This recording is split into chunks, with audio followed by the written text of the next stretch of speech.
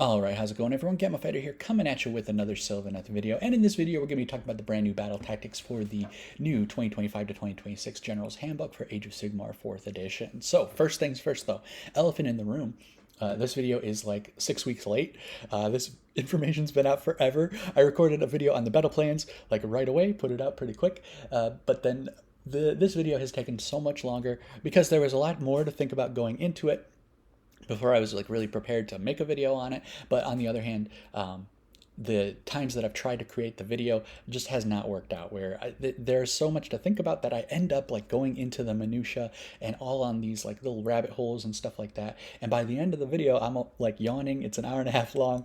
I'm talking as fast as I can for an hour and a half, and it's just not good. And I end up, yeah, there's always like a few like just key elements in every single time that I've tried recording this video where I am very unhappy with it. So but I do want to record this video. I do want to talk about these topics, and I feel like I need to in order to continue to move on and think about other things as well. So yeah, here we are recording this video. So a couple disclaimers before we really get into the action.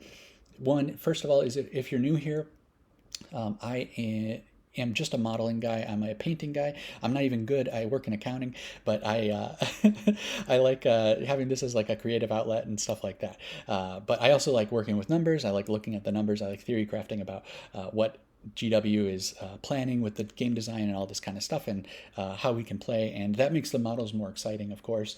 You know, the kurnoth hunters wouldn't be as cool as they are if they weren't super cool on the battlefield as well. So that's part of it. So take everything I say with a grain of salt. Don't make any financial decisions based on what some guy on YouTube said, stuff like that.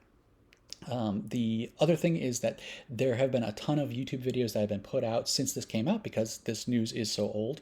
So I have probably watched every single one of those videos, and I have a lot of different people's ideas that have sort of shaped the way that I have thought about these things. But the intention of this video is not to rip off any single one person or anything like that, but just to let you guys, just to be upfront with you guys that these are not all my original ideas. I'm pulling from all sorts of different people, but my intention is not to like rip anyone off or anything like that. This shouldn't be like identical to AOS Coach's video that he did on this. This should be my take on it, although I did watch AOS Coach's video and that informed what I'm going to say here, if that makes sense. So yeah, just wanted to get those things out of the way. Now we can dive right in. GW is trying a lot of new things with Age of Sigmar 4th edition, and I really do like that. So I joined AOS in 3rd edition, and when we transitioned to 4th edition, there were a ton of different changes, and I know there's a lot of people that were upset, but one thing that I said at the beginning of 4th edition that I really like is that they are willing to make risky changes. So notoriously, the double turn is something that turns a lot of people off to Age of Sigmar. So in 4th edition, they tried something new to make the double turn a little bit less impactful, change kind of the dynamic around it. And if anything, I think that in 4th edition, the double turn is actually worse so far. It's been worse than it was in 3rd edition. But I still like the fact that they were trying things, and they're iterating upon that now in the new General's Handbook here. And so I really like when game designers are willing to kill the sacred cow, as they say. That they're not going to hold back on anything. And so something like the battle tactics, there used to be like, this is how we do battle tactics, but they're like, hey, what if we try something new? What if we try out something different and see how it works? If it sucks, then at worst case scenario, it's around for a year. But we can always change different things with the FAQ. Obviously, they're not going to like get rid of the battle tactics cards with an FAQ, but I'm talking about just overall the different kinds of changes that they're doing. I really do like that. And the interesting thing is that everything is not super straightforward quite so much with all the changes that they've made for this General's Handbook taken into account.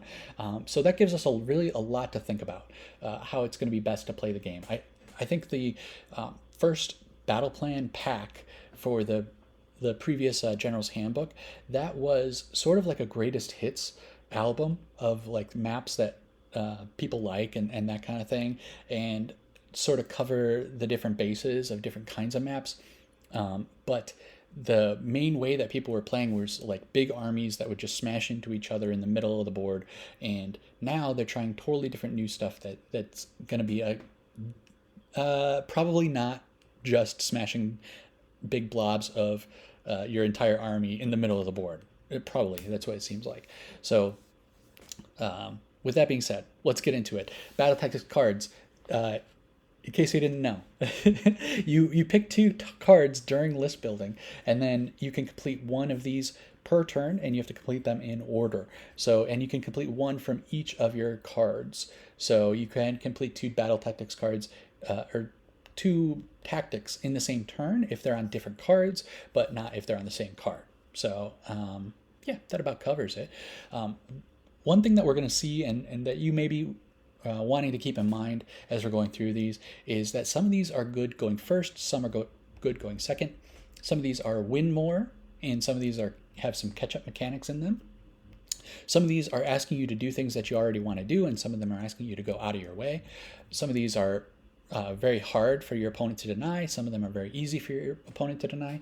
I think one of the more important aspects, especially for like people who aren't super competitive, like you're not going to be winning any tournaments anytime soon or anything like that, is these first two battle tactics are going to be way more important than the third one. A lot of times the third one is very difficult to complete, but it doesn't really matter if you can't complete the second one or if you can't complete the first one. Generally the first one's very easy. So the thing to kind of watch out for is the second one easy to complete or not? Because if it's very hard, then you're never going to get to the third one anyway, and you'll miss out on a total of 10 points from that card, if that makes sense. So having a hard second battle tactic can be a deal breaker. These also can have synergies between each other, and they can have different synergies with the battle plans.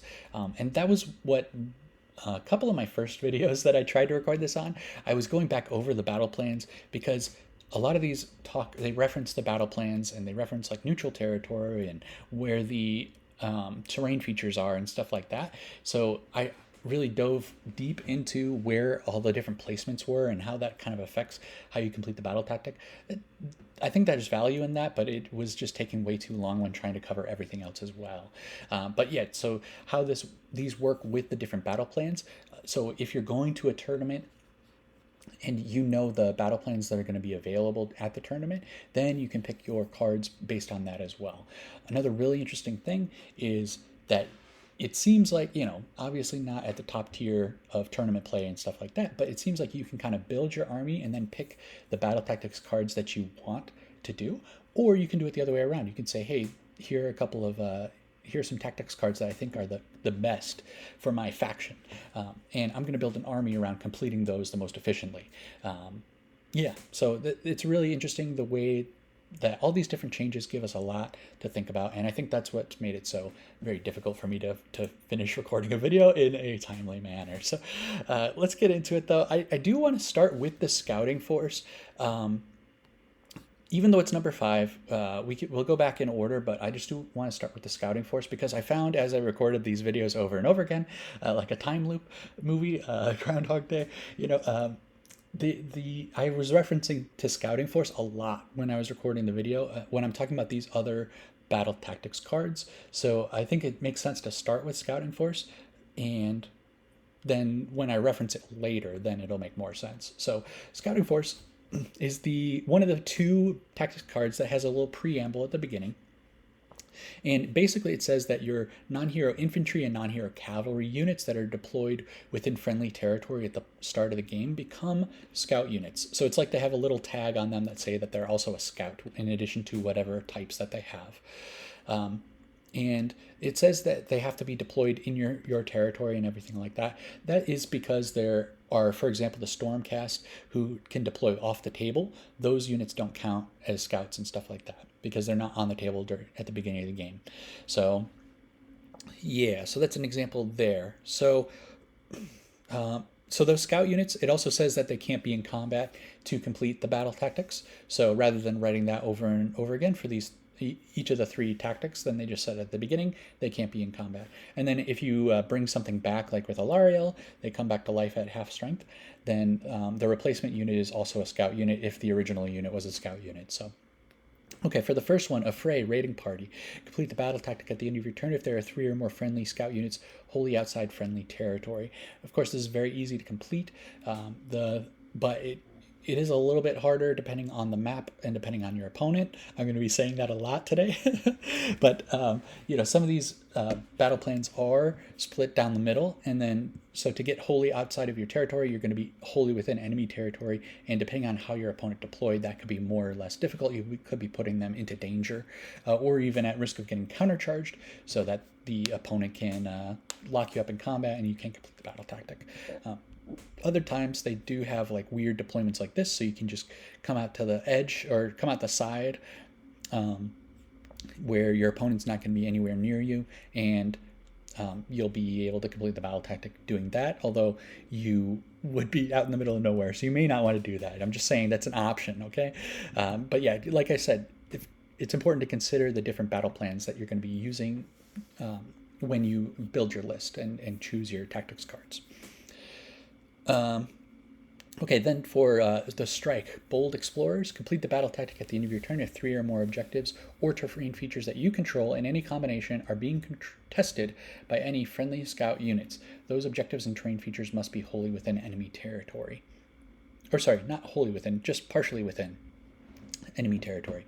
So once again, this is very dependent on the battle tactic, or battle plans rather, but because it's only partially within, there are some where there are these terrain features that are fairly easy to complete this on. So you can have a little squad of Gossamer archers here, and this terrain feature is technically in enemy territory, but you can keep them very deep within your territory, and fairly safe from like getting charged and stuff like that.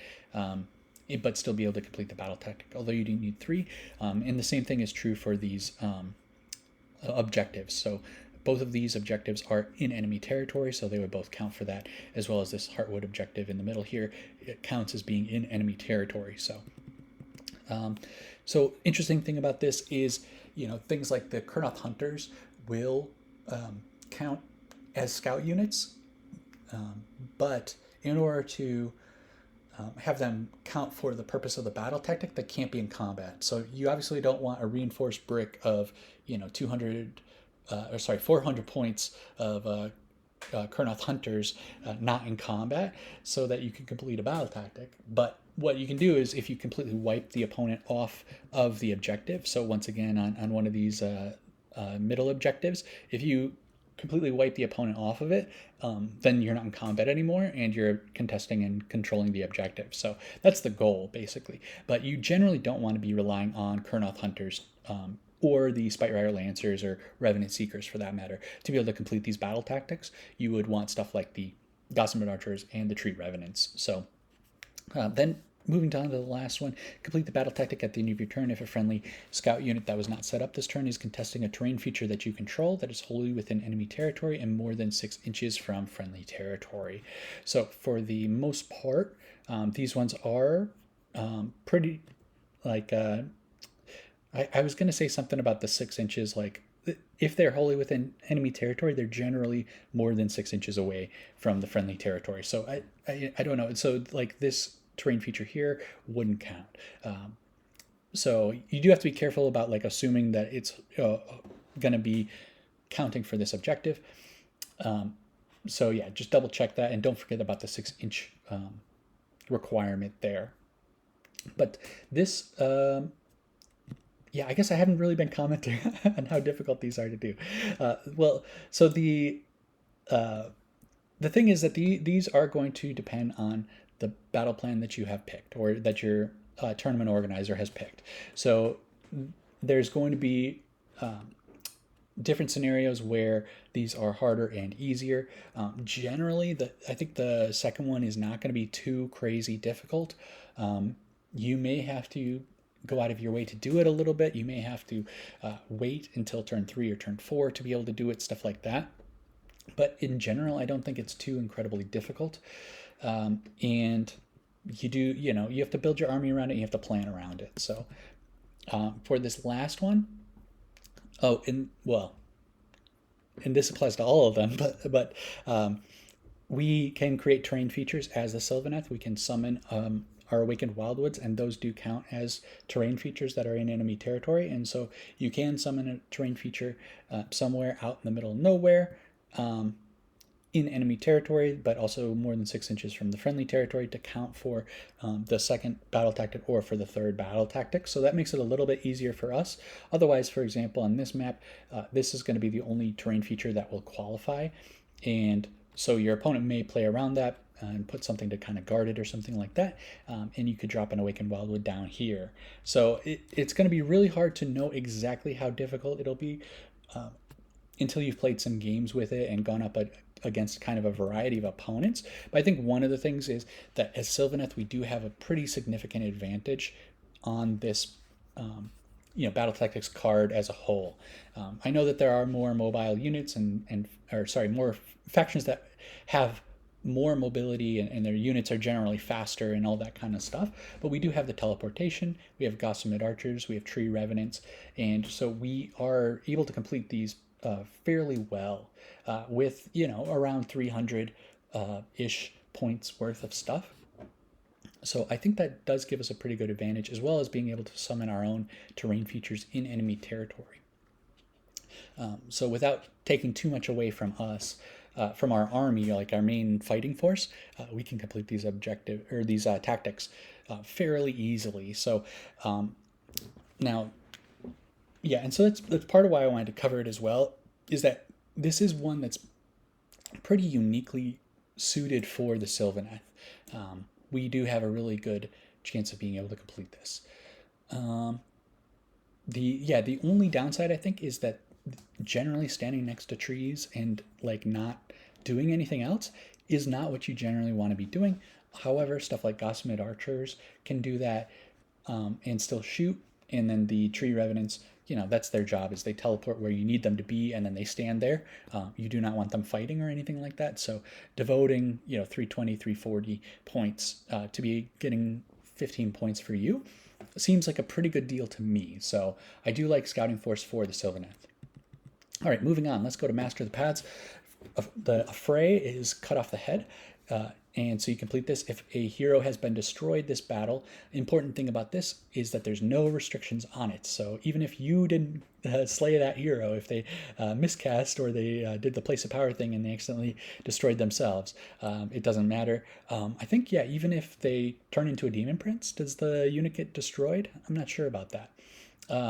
But yeah, I'm thinking of the Slaves to Darkness ability, a Dark Apotheosis thing. So, but anyways, all that being said, you can kill them with combat, with magic, with shooting, all that kind of stuff. And that's pretty cool. So fairly easy to do. Some armies are going to counter this, like a 1-drop Archaon or something like that, where it'll be very difficult. Some armies are either have really tough heroes or they're able to defend them very well. But generally by turn 2 or turn 3, you are able to kill a hero. And you need to start by turn 3 at the latest, because if you complete one per turn, then you would complete the first one on turn 3, second one on turn 4, and the third one on turn 5. So the third turn is the very latest that you can complete the first battle tactic and still be able to complete the whole card. All right, the strike is complete the battle tactic at the end of your turn if there are more friendly units in neutral territory than enemy units. So let's break this up. There's another part to this as well, because obviously not every map has neutral territory. But if we look at the neutral territory, just having more units in it than your opponent is usually going to be doable if you build your army around it. But in this case, you're going to be building like an MSU style army. You're not going to be building like 4 units of like alarielle, belthanos, reinforced sides, and spirit of durthu, because then you're going to really limit your ability to complete this battle tactic. But if you are using Scouting Force and you do have stuff like the Gossamed Archers and things like that, getting your units into neutral territory completes the first Scouting Force tactic, and then that also will allow you to do the second Master the Paths tactic of having more units in neutral territory. So there's that. There's also stuff like Spite Revenants and things like that. If you do want to go Twist Wield, if you want to go for like smaller, less elite units, then you could try that. I don't think that's going to be a super viable strategy overall, but just something to keep in mind. If you have the space and you're thinking about bringing like 2 reinforced unit of Spite Revenants or a single reinforced unit of Kurnoth Hunters, and you're doing Master the Paths, then based on the battle plans that you're going to be using, you may want to choose the reinforced spite revenants, even though in most cases the kurnoth hunters are better. So, and it depends on the army and all that kind of stuff. All that to say, this is more for an MSU style army because you're trying to outnumber your opponent in neutral territory. The other clause is if there's no neutral territory, then you need to keep your opponent completely out of friendly territory. And that is quite a bit harder. Yeah, it is very, very easy to deny. That's the biggest problem with this one. A lot of armies have some little type of thing that can get around or teleport or fly or something like that and screw up this battle tactic if they really want to. They may want it on in your territory anyways to take an objective or harass you or complete their scouting force stuff, all this kind of stuff. So there's quite a few reasons for them to do that, and it's fairly easy to deny. So Master of the Paths is a little bit tough to recommend because of that. Once again, depending on the battle plans that you're going to be going up against, it will affect whether you want to bring this. All right, so then the domination is complete the battle tactic at the end of your turn if there are at least 3 friendly units that are wholly within 9 inches of a different corner of the battlefield, and only one of those corners is wholly within friendly territory. No more than one of those units can have been set up this turn. Okay, so this also favors the MSU style, a minimum sized unit or multiple small units. People use different definitions for that, but it kind of all means the same thing. So you need at least 3 units, and they have to be alive, and then they have to be wholly within 9 inches of a different corner of the battlefield to complete it.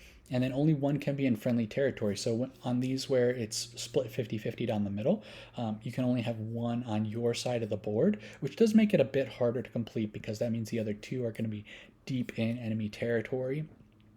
These ones where there is neutral territory that has the the corners, then it's going to be a little bit easier because your opponent's not going to be quite as possessive of those corners.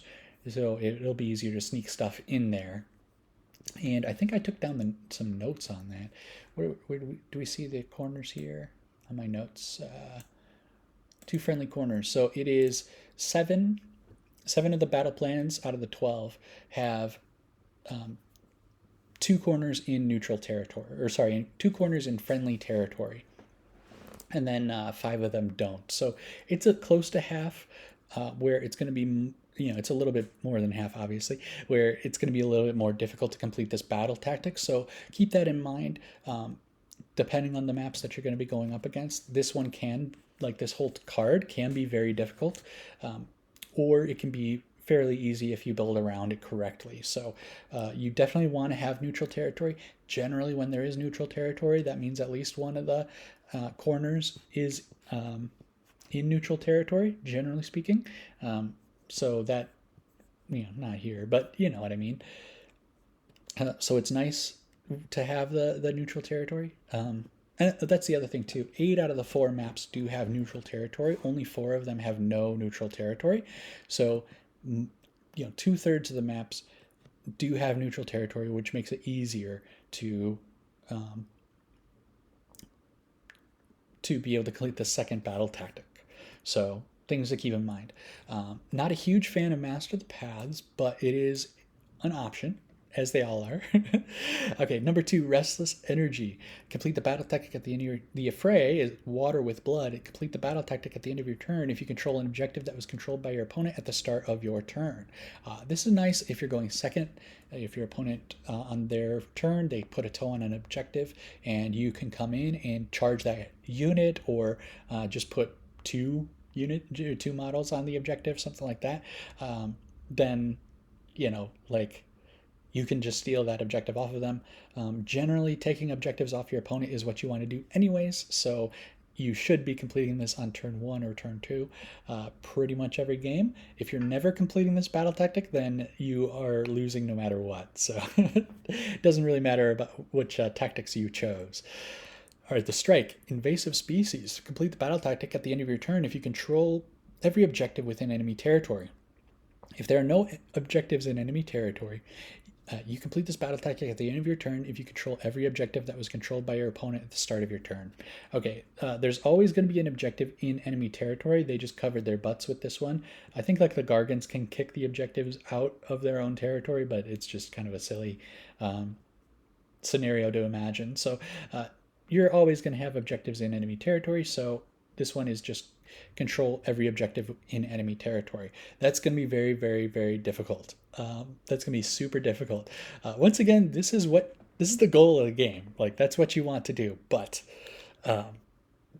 controlling every objective in enemy territory is very difficult. It's hard to express with words, really. It has boggled scientists over the years.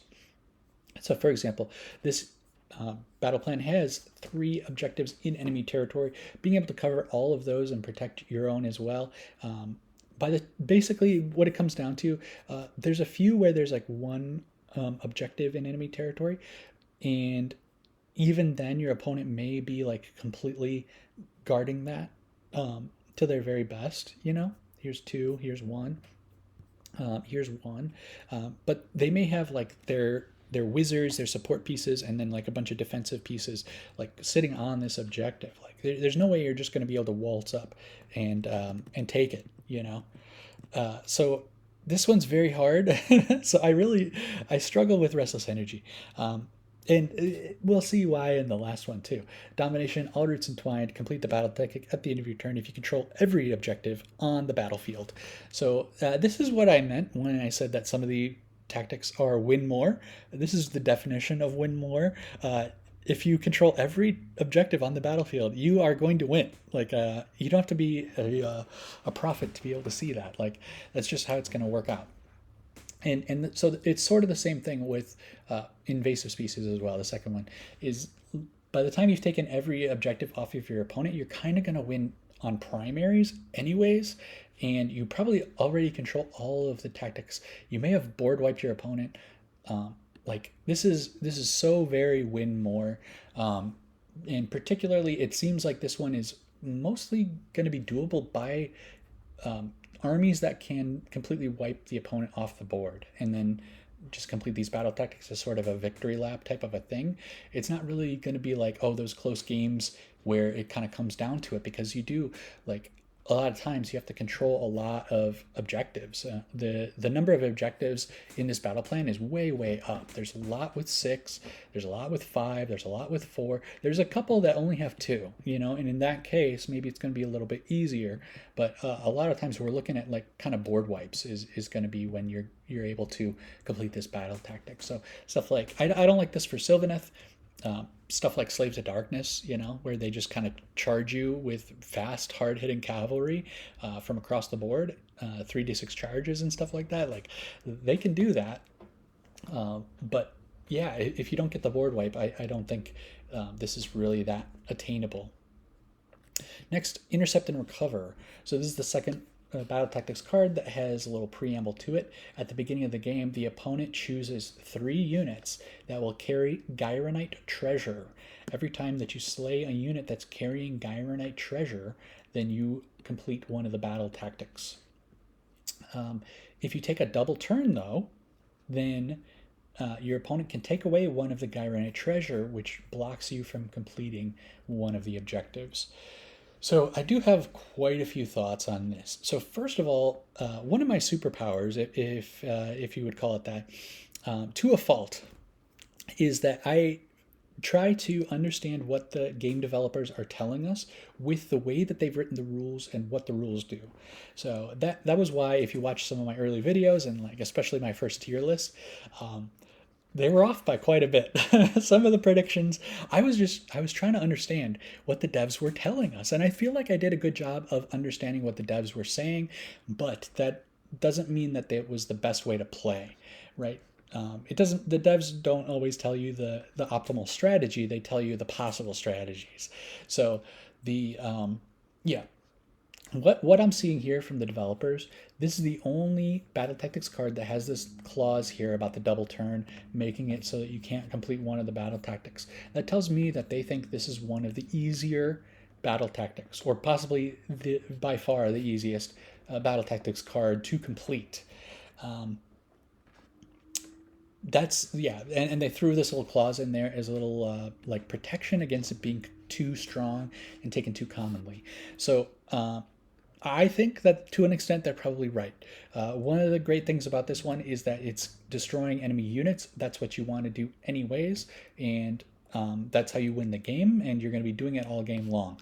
I think that it is a little bit of a newbie trap. Oh, and the other good thing I like about this, before I start criticizing it, is that if you just want to try out an army, you put a list together and stuff, and you're really having trouble figuring out exactly the best battle tactics cards, just pick Intercept and Recover and something else. This is an easy one to pick where it's not going to be changing the way that you play the game too much. So that's really good. And it's very good for beginners in that way. But I do think ultimately this is a bit of a newbie trap. I think at the top level of gameplay, removing the ability to take the double, or else you lose the game on points, potentially, that may be too much of a sacrifice for the top level players. It could be that obviously there will be scenarios where you take the double and the damage that you're able to do to your opponent means that they're not able to score as much, and then that the 5 points here doesn't matter because you denied them 20 points or 10 points by taking the double. So there is that aspect as well. But generally speaking, I think at the top level of play, by the end of the year, a lot of players are going to be getting all three battle tactics from both of their tactics cards. They're going to be scoring 25 or 30 points on their battle tactics, and giving up 5 intentionally may be the difference between victory and defeat at the top level of play. The other thing is that I don't like about this is that I feel like it gives your opponent too much agency. There's going to be some armies where they have no good choices, and you're making them pick lose-lose situation. They have no good choices. They have to put it on stuff that you're going to be able to pick up, and they're going to give you 15 free points. But I think that's generally going to be the rarity. That's going to be the exception. I think a lot of armies have ways to play around this. I'm seeing this battle tactics card a lot in tournament lists, so I think that the meta may shape around it to where people are taking more scouting force type units where they can put the Ghyranite treasure on a tree revenant unit and tuck it away in a corner, complete some of the scouting force battle tactics safely, and then just get them out of there. So they score their 10 or 15 points with their 3 units, and then they deny you 15 points with those same units. And then that, we were talking about 320, 340 points commitment of, army points. That ends up netting you at like a 25 point or 30 point swing in the victory points. That's a super valuable. Like, you would do that in a heartbeat. Like, when we were talking about scouting force, I was saying, like, it's pretty worth it to spend 320 or 340 points to be able to get these 15 victory points, like, fairly easily, fairly reliably. If you can, with those exact same units, also deny 10 to 15 points from your opponent, like, that is just so freaking huge. So it sort of feels like this is sort of a no-brainer to pick. It's so easy, it's so straightforward, that's what you want to do, just do it. But I think that it's there's sort of a darker side to it where it's going to end up not being the optimal way to play, and people are going to play around it so much that it's going to be a real handicap to bring this one. And I think there's still a place for it. Like I said, certain armies, as well as, like, if you're just you just want to put some models on the table and you don't want to think about it so much, this is a great one for that. But I think, I think this is going to end up not being the best, even though right now I do think it is very strong. That's the other thing I should say. Right now it feels very strong. I think the meta will shift around it, though, to make it less viable. That's all there is to say on that one, really. Before we get into the next one, let me know what you guys think is going to be the best tactics card. Maybe I'm just a hipster on the Intercept and Recover, but let me know your thoughts on all that below, and we'll get into the next one. All right, Wrathful Cycles, Afraid, Defiant, Surge. Complete the battle tactic at the end of your turn if you control more objectives than your opponent. That's nice and easy. It's really easy when you're going first, because your opponent's not going to be on as many objectives as you can be once you take your turn, so that's nice. And the other thing is that this is what you want to do anyways, so very nice. Very easy. Yes, very good. Wrathful Cycles, first one, as they usually are. Strike, Daring Resurgence. Complete the battle tactic at the end of your turn. If you are the underdog this battle round, there's at least one friendly unit on the battlefield, and at least half of the friendly units on the battlefield rounding up used a fight ability this turn. All right, this sounds harder than it really is. It's got like 3 ands in there. It's not that hard. So first thing is, this is a catch-up one, right? So if you're not the underdog, so let's see, yeah.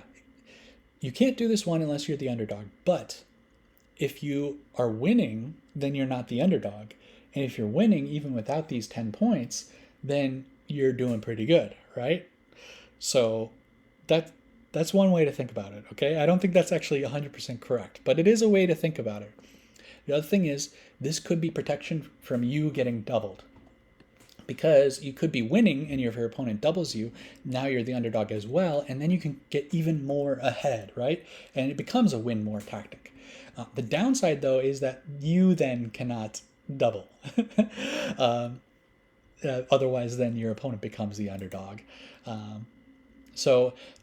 Interesting play going on here, and it also brings up that with the new style of battle tactics, you don't have to complete one battle tactic every round. You can complete them all on turns 3, 4, and 5 and still get all 30 points for completing both cards.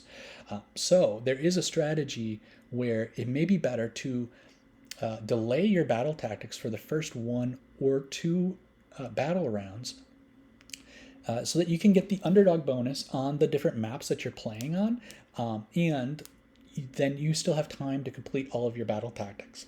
So that's another thing to think about is like you're going to complete the affray at some point if you are trying to win the game. So there's not really a way to delay the affray intentionally without really doing damage to yourself.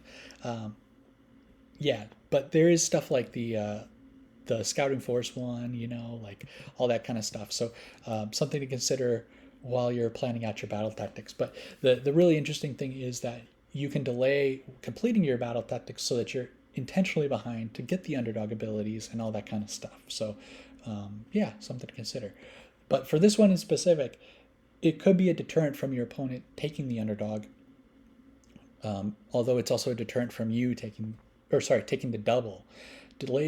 Deter your opponent from taking the double so that you don't become the underdog, but also then you don't want to take the double because then you would not be able to become the underdog unless your opponent doubled you. So that would deny you 10 points automatically. So kind of more for a defensive kind of army is what I'm thinking. Anyways, you complete the battle tactic at the end of your turn if there is a different friendly unit wholly within each large quarter of the battlefield. You control more objectives than your opponent, and there are no enemy units contesting any objectives that you control. All right, this is another one. It sounds way harder than it actually is. So first off, this has good synergy with the other one we looked at. What was that? Master the Paths, having 3 different friendly units wholly within 9 inches of a different corner of the battlefield. At that point, there are automatically 3 units that are in each quarter, and so you just need another 1 to be able to complete this battle tactic as well. So there's some kind of synergy in there. Although this tactics card is generally better with a more elite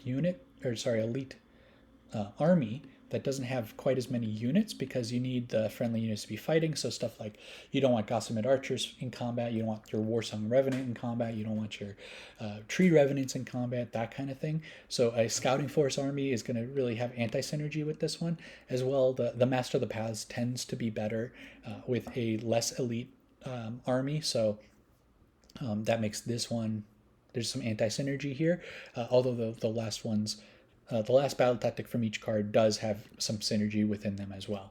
But for us to get within each quarter of the battlefield, really not that hard, even wholly within, especially with the movement shenanigans that we have. There's no restrictions on teleportation or anything like that, so they can all be teleported to complete this battle tactic. So for Sylvaneth, this is not that difficult. The harder part is controlling more objectives than your opponent. That's still not that hard, though. That's what you're trying to do. That's how you win the game, etc., etc. And then the hardest part of this is having no enemy units contesting any objectives that you control.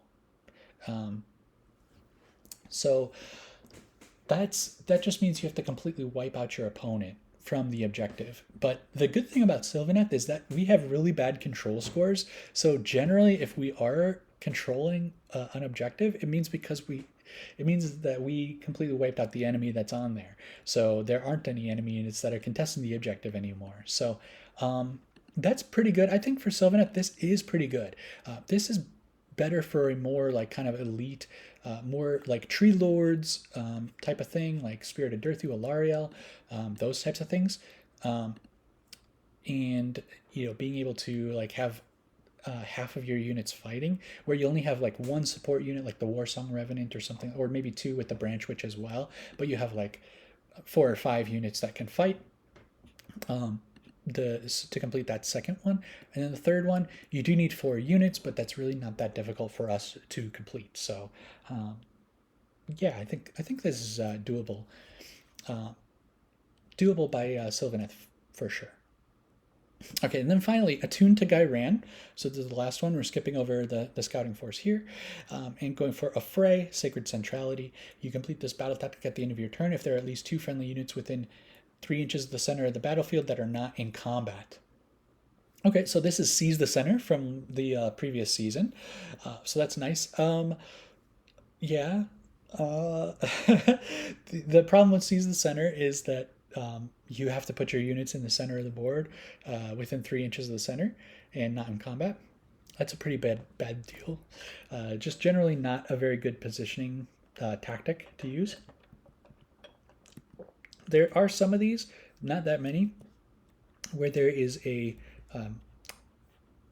objective on the center of the board. And so putting 2 units on it to be able to get the objective as well as to complete this battle tactic is a viable strategy. But it does, run the risk of you're leaving them out there exposed. But that is actually part of the plan with Attuned to Ghyran. This one's also very much focused on a very elite army. And again, for Sylvaneth, this would be stuff like the treelord ancient, dryads even, stuff like that. Even though dryads aren't what you would call elite, but you'll see on this next one, Strike, Fey Strikes. You complete the battle tactic at the end of your turn if all the following are true. At least 2 friendly units used a retreat ability this turn. Those units are the lure units. And then at least 2 other friendly units used a charge ability, and at least one of those units ended the charge in combat with an enemy unit from which one of the lure units retreated. Okay. And so the reason... Yeah, so you put your guys out there in the center of the board as a charge bait, and then the opponent charges into them, you retreat them out, and then you charge your units in. Classic hammer and anvil strategy. This battle tactic also was in 3rd edition, I believe. It was called like bait and trap. So, and I think there was like a version in the previous GHB for like one of the faction, like the... Yeah, what? Not faction, order. No, what? Grand Alliance. Holy, sorry, losing my mind over here. One of the Grand Alliance battle tactics had something very similar to this, but at any rate, I think this one's actually kind of perfect for Sylvaneth because we have stuff like dryads, which can be tough if you put them near Awakened Wildwoods. -1 to be hit, -1 to be wounded. We have treelords, which cost 220 points, have a 3-up save with 14 health, which are very nice. And the best part about them is that you don't care if they retreat. So they have a good chance of surviving whatever the opponent throws at them. And then if they retreat and they're not doing anything that turn, you really don't care because you're not missing out on much damage anyways, especially with the dryads. And then if you are able to make those charges, maybe you can smash 1 or even 2 of their hammer units before they get a chance to really put good use to them. That could be really, really good. So I do think that this is a viable strategy again, as long as you're, of course, building your army around it, and depending on how the map is and everything like that. You could do this where you put your guys in the middle, retreat them out, charge in your hammers, and maybe you do kind of bait and trap your opponent. And yeah, the interesting thing about this one, I think Haywo is the one who said it, that like this is what newbies always do in Age of Sigmar anyways. They just put their units out in the middle, they push them as forward as far as they can, and they go, oh my gosh, I got I got charged. How did that happen? But we can stack some wards. We can do the -1 to hit, -1 to wound. We do have some pretty good survival tools. Obviously, there's definitely hammers that can just tear anything apart, and a treelord is nothing to them. I'm not saying that treelords are like the apex predators of like anvils or anything like that. I'm saying they're 220 points. That's the bigger deal, really. So I think there is a way to build around this one for Sylvaneth. And then finally, domination purification rights. You complete the battle tactic at the end of your turn if there are no enemy units within friendly territory and no enemy units within neutral territory. This one's a bit harder to do. Again, it's more of like you do have to kind of board wipe people to be able to do this. Like to have them only in the enemy territory means that there's most of their armies probably gone, and maybe just trying to stop you from completely dominating on primaries and just controlling all the objectives, that type of a thing. But other than that, yeah, it's just board wipes is the only time. So this third one is quite difficult. But there's going to be situations, it's win more and all that kind of stuff. Your opponent can deny it without even really meaning to. That is one of the challenges, where they're doing their own strategy and they're like, oh yeah, I accidentally denied you this tactic. Ha, take that. So it's not the best, but the third one is the least important one, and it's not completely undoable. It's just a win more is really what it comes down to. So I do want to try a game. I think maybe my first game will be the Attuned to Ghyran with the let's see, Wrathful cycles.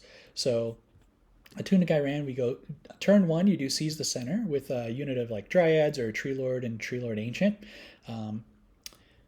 Then the Wrathful cycle, did I pass it up already? Yeah.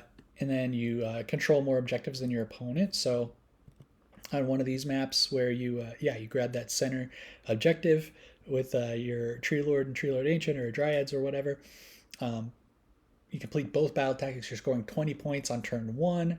Like, what the heck? On their turn, your opponent charges in, and then you can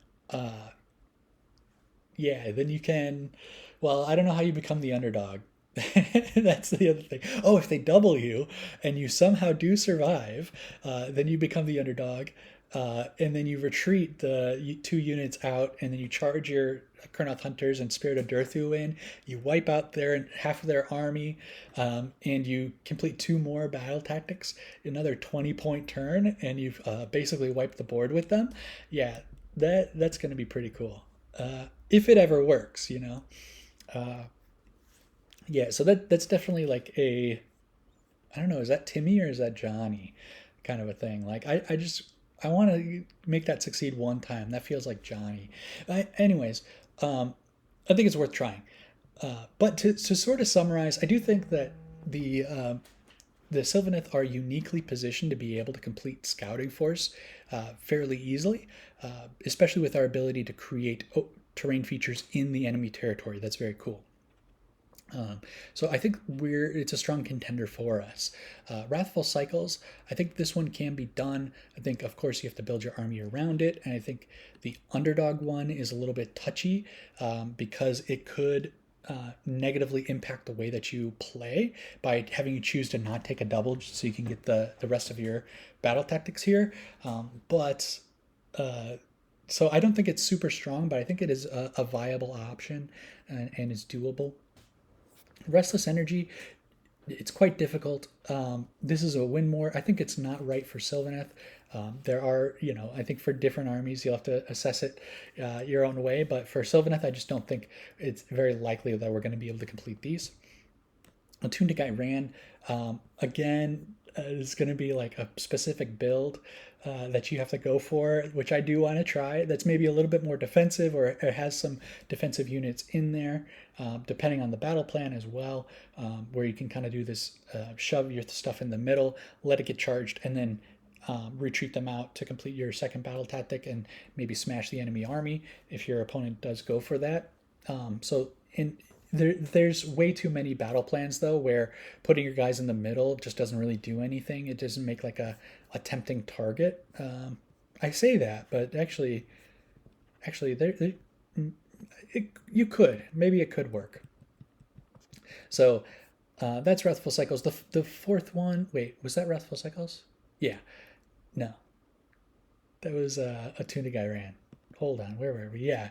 Sorry, I'm going out of order, like number order. I'm going by the pages that there are in the PDF. So, anyways, the what was the last one? No enemy units in front. Yeah, this one's going to be quite a bit harder. This is much more of a win more. So you're not going to be able to reliably get this every turn or every game, but I think it's still definitely doable. Like if you're winning, you'll be able to get those extra 5 points. Master the paths. This one is a little bit trouble. I think the second one can be pretty difficult, depending on whether there's neutral territory or not. If there is neutral territory, you just have to build your list to complete that. You like go for pairing this with the scouting force or something like that. But if there is no neutral territory, it's gonna be hard to. It's gonna be pretty easy for your opponent to deny this. So you might be losing out on 10 whole points there. So I'm not a huge fan of Master the Paths. Intercept and recover. I've said my piece on this. I think for now this one's fairly strong, and there's not as much people playing around it, but I think in the future people are going to keep winning tournaments with this one. I think people are going to start counterplaying it, and it might be harder to complete in the future. All right, that's it for me. So yeah, like I said before, let me know your thoughts in the comments section down below. Really appreciate everyone who watches the videos, especially all the way through to the end. You guys are the real ones. Super grateful for you. And yeah, I've just been plugging away. I actually have almost all of my, little personal update, almost all of my Sylvaneth stuff painted. Still have a little bit of Slaves of Darkness, which is just a unit of Chaos Warriors. I don't have a full army or anything like that. A little bit to paint there. I have a little bit of like Stormcast, again, not even close to a full army. That's unpainted, but yeah, I'm coming pretty close. Like next couple of weeks, I may be done painting my Sylvaneth. So I have my eye out on Facebook Marketplace looking for some stuff to buy. But if not, Warpfire Minis does have good prices and free shipping pretty easily. So maybe picking up some stuff soon. I did. People are selling Spite Revenants for like $30, $25 on Facebook Marketplace right now. So I am picking those up when I can. I just finished a unit of Spite Revenants, so I got one of those good to go. So yeah, everything's good for me. I was not feeling that great this week, but you know how it is. I really wanted to get this recorded, and now we can move on to the more exciting topics. Hopefully I can get some games in. I would have gone this weekend if I could, but I really wasn't feeling well. So but yeah, so that's it for me. Thank you so much for watching. Like, comment, subscribe, do all that stuff. And until the next one, I'll see you then.